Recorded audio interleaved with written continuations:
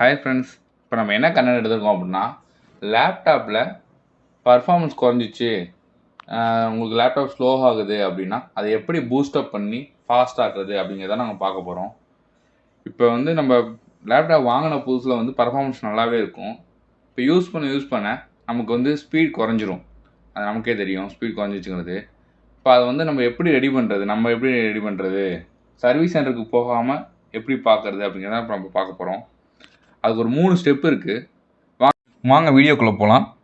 இப்போ third step எப்படிங்கிறத நான் உங்களுக்கு சொல்கிறேன் வாங்க. ஆனால் பவர் அண்டு ஹை பர்ஃபார்மன்ஸ். இப்போ பவர் எப்படின்னா, பவர் நமக்கு லேப்டாப்புக்கு பவர் எடுக்கும். கன்சப்ஷன் இப்போ நம்ம பிரைட்னஸ் வைக்கிறதுலேருந்து எல்லாமே வந்து அதுதான் பவர் எடுக்கும். அதை நம்ம கண்ட்ரோல் பண்ணணும். அது எப்படி இப்போ கண்ட்ரோல் பண்ணுறது அப்படிங்கிறத நம்ம ஃபஸ்ட் ஸ்டெப்பில் சொல்லித்தரேன். சர்ச் பாரில் போயிட்டு சர்ச் பாரில் வந்து பவர் அண்டு ஸ்லீப் செட்டிங் அப்படின்னு சர்ச் பண்ணிங்கன்னா இந்த ஃபஸ்ட்டு வருது பார்த்திங்களா, அந்த மாதிரி கண்டென்ட் வரும். அதை கிளிக் பண்ணிக்கோங்க. இதில் வந்து ரிலேட்டட் செட்டிங் அப்படின்றது பார்த்திங்கன்னா நாங்கள் மார்க் பண்ணியிருக்கேன் பாருங்கள். ரிலேட்டட் செட்டிங்கில் வந்து அடிஷ்னல் ரிலேட்டட் செட்டிங் இருக்கும். அது கிளிக் பண்ணிக்கோங்க. உள்ளே போனீங்கன்னா பவர் சேவர் அப்படிங்கிற ஒரு ஆப்ஷன் இருக்கும். உங்களுக்கு எல்லாமே நான் மார்க் பண்ணி காட்டுறேன். இப்போ அந்த பவர் சேவரை வந்து கிளிக் பண்ணி மார்க் பண்ணிக்கோங்க. அதுக்கு அடுத்து வந்து இப்போ இந்த ஏரோ மார்க் இருக்குது பார்த்தீங்களா, அதை கிளிக் பண்ணிங்கன்னா ஹை பர்ஃபார்மன்ஸ் ரெண்டுமே வந்துடும். ஹை பர்ஃபார்மன்ஸும் நீங்கள் கிளிக் பண்ணி மார்க் பண்ணிக்கோங்க.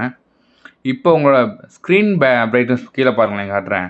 அது வந்து ஃபுல்லாக இருக்குதுன்னா அது ஒரு 50% வச்சுக்கோங்க. ஏன்னா அது அதிகமாக இருந்தாவே நமக்கு வந்து ஆட்டோமேட்டிக்காக ஸ்லோவாகிடும் லேப்டாப்னு இல்லை, நம்ம நார்மல் மொபைல் ஆண்ட்ராய்டு மொபைல்லேருந்து எல்லாமே வந்து ஃபுல் பிரைட்னஸ் வச்சு யூஸ் பண்ணக்கூடாது. பர்ஃபார்மன்ஸ் ஸ்லோ ஆகிரும். ஸோ அதை குறைச்சிட்டு நீங்கள் எப்போதும் போல் க்ளோஸ் பண்ணிட்டு வெளில வந்தாங்க. ஃபஸ்ட் ஸ்டெப் முடிஞ்சு ஃப்ரெண்ட்ஸ். இப்போ ரெண்டாவது ஸ்டெப் சொல்கிறேன். ரெண்டாவது ஸ்டெப் என்ன அப்படின்னா, அன்இன்ஸ்டால் ப்ரோக்ராம்ஸ். இப்போ நமக்கு அன்வான்ட் ப்ரோக்ராம் நிறையா சேவ் பண்ணியிருப்போம் நம்ம லேப்டாப்பில். ஆல்ரெடி நம்ம இன்ஸ்டால் பண்ணியிருப்போம், அதை அன்இன்ஸ்டால் பண்ணியிருப்போம். ஆனால் வந்து லேப்டாப்பில் அது அப்படியே தான் இருக்கும். நமக்கு வேணாங்கிற செட்டிங்கை வந்து அன்இன்ஸ்டால் பண்ணணும். அதுக்கு வந்து நம்ம என்ன பண்ணுறோம் அப்படின்னா, சர்ச் பாரில் ஆட் ஆர் ரிமூவ் ப்ரோக்ராம்ஸ் அப்படின்னு நீங்கள் கொடுத்தீங்கன்னா, சர்ச் பண்ணிங்கன்னா ஃபஸ்ட்டு ஆப்ஷனாக வருது பாருங்கள், அதை கிளிக் பண்ணிக்கோங்க. நான் உங்களுக்கு எல்லாமே மார்க் பண்ணி தான் காட்டுறேன், அதனால் உங்களுக்கு ப்ராப்ளம் எதுவும் இருக்காது. அதை கிளிக் பண்ணிங்கன்னா உங்களுக்கு இந்த பேஜ் வந்து ஓப்பன் ஆகும் டெஸ்க்டாப்பில். இதில் உங்களுக்கு வந்து அன்வான்டாக என்னென்ன இருக்குது ஆப்ஸு அப்படின்னு பாருங்கள். அதை வந்து அன்இன்ஸ்டால் பண்ணிடுங்க. அன்வான்ட் ஆப்ஸ் வந்து அன்இன்ஸ்டால் பண்ணிட்டீங்கன்னாவே உங்களுக்கு பாதி ஸ்பேஸ் நமக்கு கிடச்சிடும். ஸ்டோரேஜ் அதிகமாக எடுக்காமல் கம்மி பண்ணிடும். ஸ்டோரேஜ் கம்மி பண்ணிட்டாவே நமக்கு ஆட்டோமேட்டிக்காக வந்து பூஸ்டப் ஆகும் லேப்டாப்பு. இப்போ எனக்கு இந்த இது எனக்கு தேவையில்லை, அதனால் இதை நான் அன்இன்ஸ்டால் பண்ணிட்டேன். அதுமாதிரி உங்களுக்கு என்னென்ன அன்வான்ட் ஆப் இருக்கோ அது எல்லாமே டெலிட் பண்ணிடுங்க. இதுதான் செகண்ட் ஸ்டெப்பில் வந்து நான் சொல்ல வருது. நம்ம செகண்ட் ஸ்டெப்பில் வந்து அன்வான்ட் எல்லா ஆப்புமே நம்மளுக்கு வந்து அன்இன்ஸ்டால் பண்ணியாச்சு. அன்வான்ட் ஆப் எல்லாமே அன்இன்ஸ்டால் பண்ணியாச்சு. ஸோ நமக்கு வந்து ஸ்டோரேஜ் நமக்கு கிடச்சிரும். இப்போ அதனால் வந்து அதில் ஒரு ப்ளஸ் பாயிண்ட் இருக்குது பூஸ்டப்புக்கு. ஓகே, இப்போ செகண்ட் ஸ்டெப் முடிச்சாச்சு. ஸ்டெப் 1க்கு போவோம். ஸ்டெப்பு 1 என்னென்னா சிஸ்டம் கான்ஃபிகரேஷன். அதில் வந்து எப்படி சர்ச் பண்ணுங்கிறத அவங்க சொல்கிறேன் வாங்க. இப்போ அதே மாதிரி சர்ச் பாரில் போங்க. சர்ச் பாரில் எம்எஸ் கான்ஃபிரிக் அப்படின்னு டைப் பண்ணிங்கன்னா இந்த மொதல் சிஸ்டமில் ஒரு மார்க் பண்ணியிருக்கப்பாங்க, அது அந்த இதை வந்து கிளிக் பண்ணிக்கோங்க. அதை கிளிக் பண்ணிங்கன்னா ஸ்டார்ட் அப்னு ஒரு பார்த்தீங்களா, அதை கிளிக் பண்ணுங்கள். மார்க் பண்ணியிருக்கேன். அதை கிளிக் பண்ணிங்கன்னா ஓப்பன் டாஸ்க் மேனேஜர் அப்படின்னு பாருங்கள், அதை கிளிக் பண்ணுங்கள். கிளிக் பண்ணிங்கன்னா உங்களுக்கு புது விண்டோஸ் ஒன்று ஓப்பன் ஆகும். அதில் வந்து எது ஹையில் இருக்குதுன்னு பாருங்கள். இப்போ எனக்கு வந்து செகண்ட் ஒன் வந்து ஹையில் இருக்குது. இப்போ அந்த ஹையில் இருக்கிறத வந்து கிளிக் பண்ணிவிட்டு, எனக்கு அது அன்னெசரியாக இருக்குது.